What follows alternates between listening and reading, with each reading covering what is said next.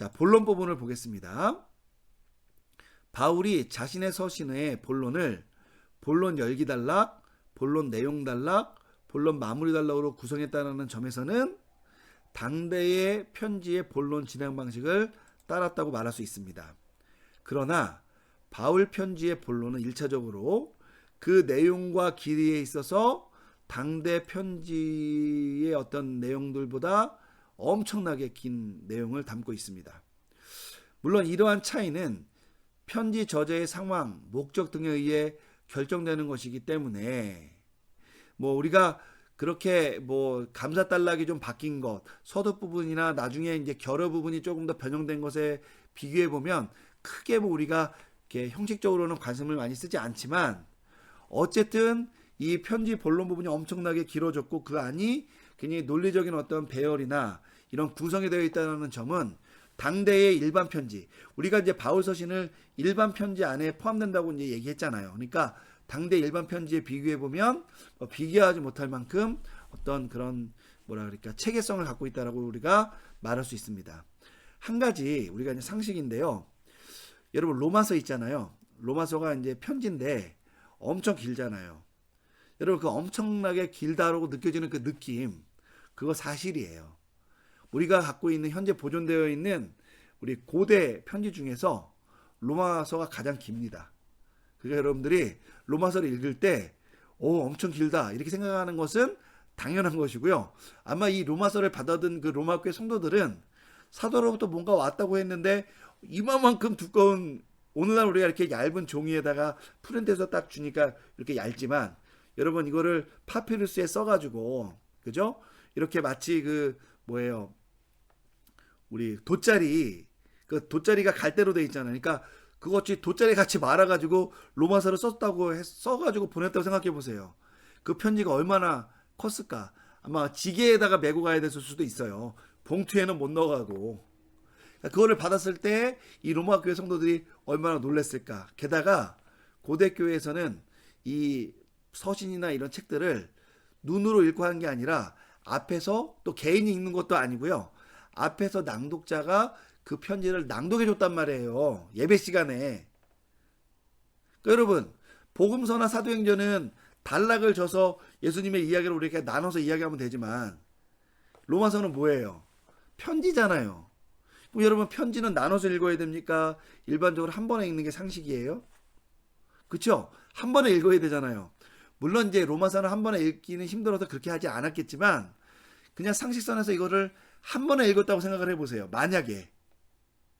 그러니까 이 로마서를 정말 접했을 때 우리가 참 로마서 길다라고 생각했던 느낌은 단지 우리만의 느낌이 아니라 초대교회로부터 오늘날까지 공히 우리가 느끼는 느낌이니까 여러분 너무나 상심하지 마시고 로마서를 조금 더 사랑할 수 있는 마음도 가져봤으면 좋을 것 같아요.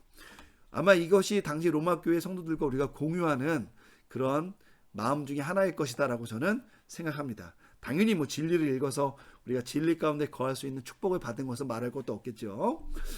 자, 어쨌든 그렇습니다. 우리 네 번째 훈계단락 볼게요. 바울 서신 본론의 가장 큰 특징은 훈계단락이 존재한다는 점이에요.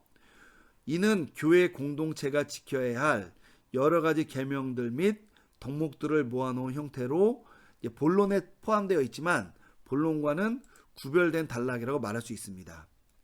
몇몇 학자들은 이 훈계단락은 단순한 첨가물이다. 그러니까 원래 서두, 본론, 결여 혹은 서두 안에 이제 인사말과 감화단락이 있으니까 요 구조 안에 이렇게 편지가 원래 끝나는데 이 훈계단락이 후대에 누군가에 의해서 거기다가 첨가됐다 이렇게 보는 사람들이 많이 있어요. 일반적으로는 이제 신학적 자유주의 입장을 취하는 분들이 이제 이런 어떤 내용들을 주장을 많이 하는데요. 하지만 최근에는 그렇게 신학적 자유주의자들 중에서도 이제 일부는 이것이 원래 바울 서신에 들어 있었던 내용이라고 얘기하고 우리가 취하고 있는 이런 개혁파 학자들은 이 부분이 원래 사도께서 의도적으로 그 부분에 포함시켜서 성도들을 양육하고 훈련하기 위해서 이제 하나님 말씀을 기록해 놓은 것이다 이렇게 많이 보고 연구합니다.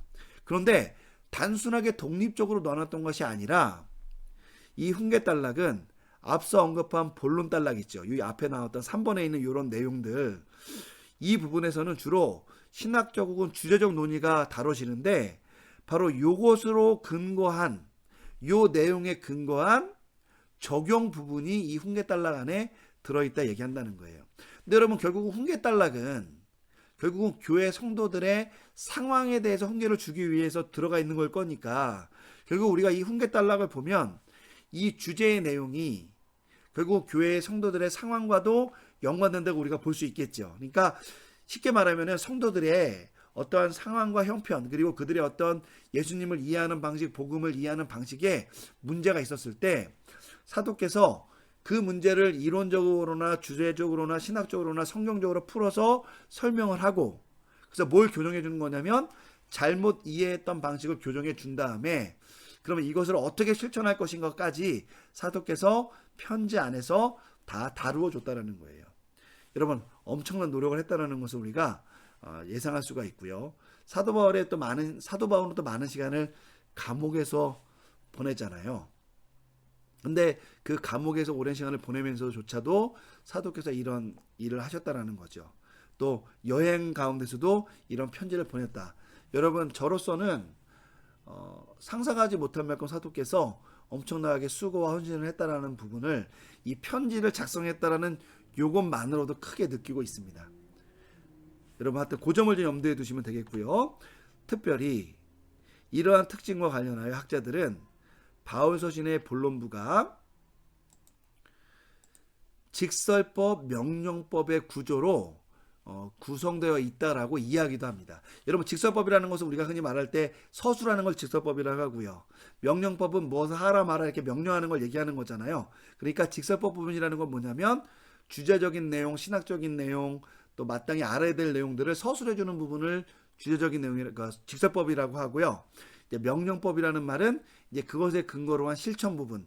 그래서 이제 주제적 본론 단락과 주제적 훈계 단락을 각각 직설법과 명령법 부분이다. 이렇게 별칭을 붙여서 이야기도 한다는 겁니다. 그러니까 저도 여러분 이제 가끔씩 이제 수업을 할 때 이 내용을 전달할 때 여러분 직설법 명령법 구분을 잘 구분해야 됩니다 이렇게 말을 할 수가 있어요. 우리가 성경 본론을 다룰 때 그럼 그게 무슨 내용이냐면 주제적 본론 단락과 주제적 훈계 단락을 지칭하는 명칭이구나 이렇게 아시면 되겠습니다. 자 우리 결의 부분으로 한번 넘어갈게요. 바울 서신은 당대의 편지들처럼 결어 부분을 포함하고 있습니다. 그러나 눈에 띄는 특징은 존재하는데요. 이제 그걸 우리가 한번 예문을 한번 통해서 살펴보도록 하겠습니다. 자, 파피루스 편지는요. 안녕 하고 끝납니다. 하지만 바울 서신 이제 데살로니가전서 5장 28절에 보면 우리 주 예수 그리스도의 은혜가 너희에게 있을지어다라고 끝나요. 여러분 안녕 하고 요 데살로니가전서 5장 28절 비교해 보면 분명히 엄청난 차이가 있다는 것을 여러분 느낄 수 있죠. 자, 한편 파피루스 편지들과 달리 바울 서신들의 결여에는 일단의 구조를 가진 어떤 특별한 구문이 있다. 이제 이것을 이제 와이마라는 학자가 연구했는데 이거를 이제 평화 축복문이라는 어떤 구분이 있다라고 또 제안도 합니다. 그 부분을 이 와이마 교수는 데살로니가전서 5장 23절로부터 28절에 있는 이 부분에 그 내용이 등장한다고 봐요. 한번 제가 이걸 천천히 읽어보겠습니다. 23절 평강의 하나님이 친히 너희를 온전히 거룩하게 하시고 또 너희의 온 영과 온 혼과 몸이 우리 주 예수 그리스도께서 강림하실 때에 흠없게 보존되기를 원하노라. 너희를 부르시는 이는 미쁘시니 그가 또한 이루시리라. 형제들아 우리를 위하여 기도하라. 거룩하게 입맞춤으로 모든 형제에게 문안하라. 내가 주를 힘입어 너희를 명하노니 모든 형제에게 이 편지를 읽어주라. 우리 주 예수 그리스도의 은혜가 너희에게 있을지어다. 여러분 와이마 교수에 따르면요. 바울 서신의 결론은 단순한 인사로 끝나지만은 않고요. 이 데살로니가전서 5장 23절 28절에 나오는 것처럼 일단의 구조를 가지고 끝난다는 건데 이 부분을 보면 평화기원문, 기도요청, 상호인사, 마지막 명령, 축복문 이런 구조를 갖고 끝난다고 얘기하는 겁니다. 그러니까 와이마 교수는 이것이 단순하게 데살로니가전서 5장에만 나타나는 게 아니라 바울 서신 여러 부분에서 이것이 등장한다고 얘기함으로써 바울 서신의 이 결여 부분에 이런 특별한 축복문이 포함되어 있다라는 것을 이제 학문적으로 제시한 것으로 여러분이 이해하시면 되겠습니다. 제시했습니다. 자, 부차적인 요소에 대해서 한번 살펴보도록 하겠습니다. 자, 바울 서신에는 때로 대필자나 편지 전달자의 이름이 등장합니다. 물론 편지 전달자의 이름은 정확하게 편지 전달자다라는 말이 나와 있지는 않아요. 하지만 그 이름이 등장합니다. 이는 당대의 파피루스 편지들과의 유사점이라고 얘기할 수가 있어요. 자, 우선 대필자에 대해서 한번 볼게요. 로마서 16장 22절에 보면 더디오라는 이름이 등장하고요. 뭐 이거는 참고할 만한 내용이지만 베드로전서 5장 12절에 보면 실바노스라는 분이 등장하는데 약간 논쟁은 있지만 이분이 아마 이제 그 대필자였을 것이다라고 주장하는 학자들이 많이 있습니다.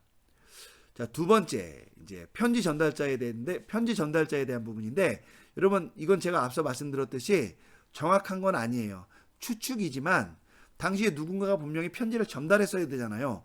오늘날 같은 전자우편이나 예를 들면 카톡 같은 걸 보내는 게 아니니까. 그래서 이제 아마도 누군가 편지를 전달했을 텐데 당시의 관습에 비추어 봐서 여기 언급된 분들이 아마 편지 전달자였을 것이다 라고 학자들이 이야기하는 겁니다.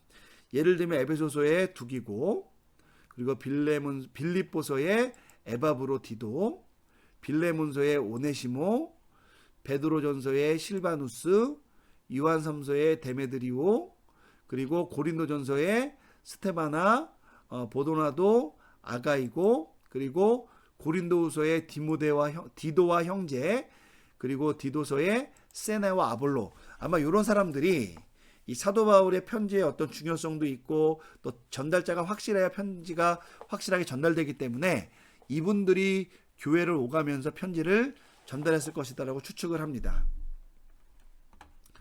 자, 밑에 한번 단락을 볼게요. 그러나 파피루스 편지의 경우 종종 그 대필자가 발신자와는 상관없는 직업적인 대필자일 경우가 대다수였어요. 근데 여러분 더디오 같은 경우에는 사도 바울과 사역을 같이 한 사람이었잖아요. 그러니까 이런 차이가 있다는 것이죠. 게다가 또 무명으로 이름이 작성이 됩니다. 또 편지 전달자들도 있잖아요. 대부분은 뭐 너무 사소한 편지니까 뭐 주인이 자기 종을 통해서 보내는 경우도 있었겠지만 그냥 어떤 편지들은 지나가는 사람에게 그쪽 지역으로 여행하는 사람에게 부탁하는 경우도 있었다고 알려져 있습니다. 이에 반해 바울 서신의 대필자 및 편지 전달자들은 종종 그의 동역자인 경우가 대다수였습니다. 그리고 제가 이제 교부 편지들도 조금 연구했는데요.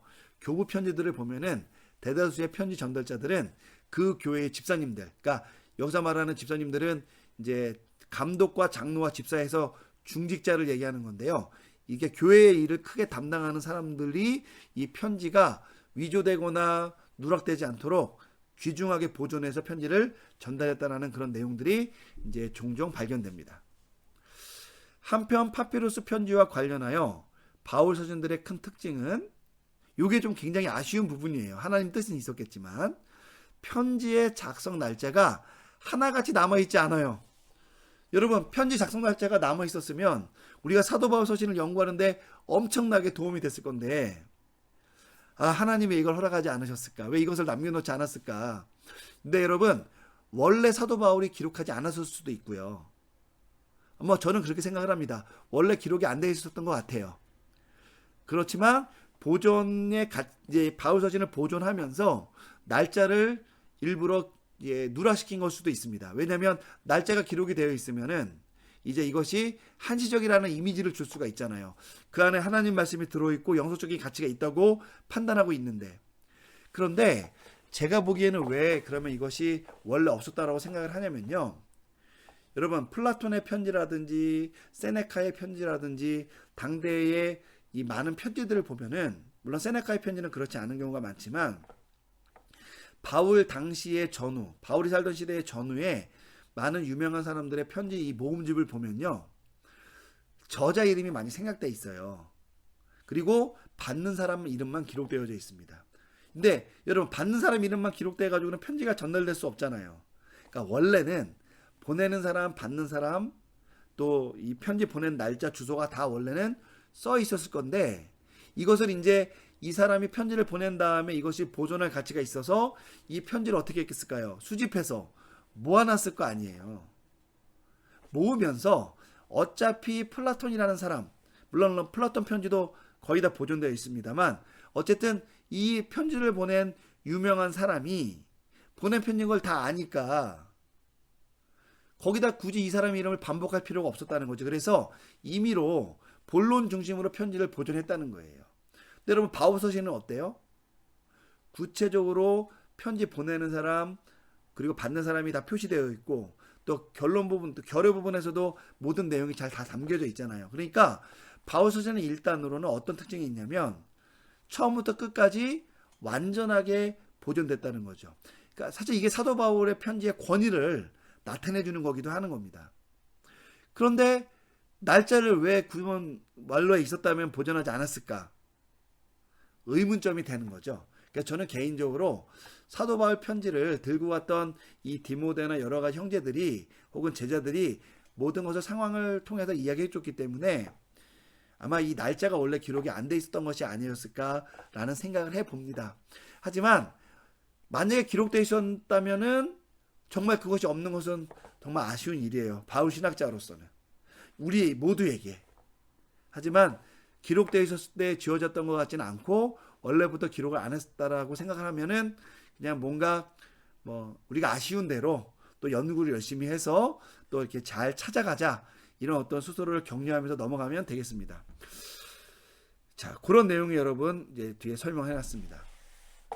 여러분 어때요? 우리가 이제 바울 서신에 대해서 얘기하면서 이 편지의 장르가 중요하다고 얘기했고요. 또 일반 편지에 대해서 이야기하고 바울 서신에 대해서 이야기를 잠깐 했습니다. 여러분 우선 1차적으로 바울 서신이 분명히 1세기의 편지의 형식을 무시하지 않았다는 걸 여러분 느꼈죠. 하지만 바울은 거기에 머물지 않고 이 편지들을 성도들을 양육하기 위한 기독교 목회 편지로 발전시켰다라는 것도 우리가 이제 느끼게 됐죠. 그러니까 여러분들이 이제 이런 대략적인 것을 배웠으니까 바울 서신을 읽을 때 이런 점들을 고려하면서 편지를 우리가 읽고 또 이렇게 묵상해 나간다면 우리가 바울 서신을 조금 더 풍성하게 이해할 수 있을 것 같아요. 근데 여러분 이건 너무나 개론적인 내용에 좀 불과하니까 여러분 적절한 책, 또 제가 여러분들 또 제가 쓴 책도 한번 읽어보라 권면을 드렸는데요. 그런 책들을 한번 읽고 그 자세한 내용을 좀 보충을 하기를 부탁드리겠습니다.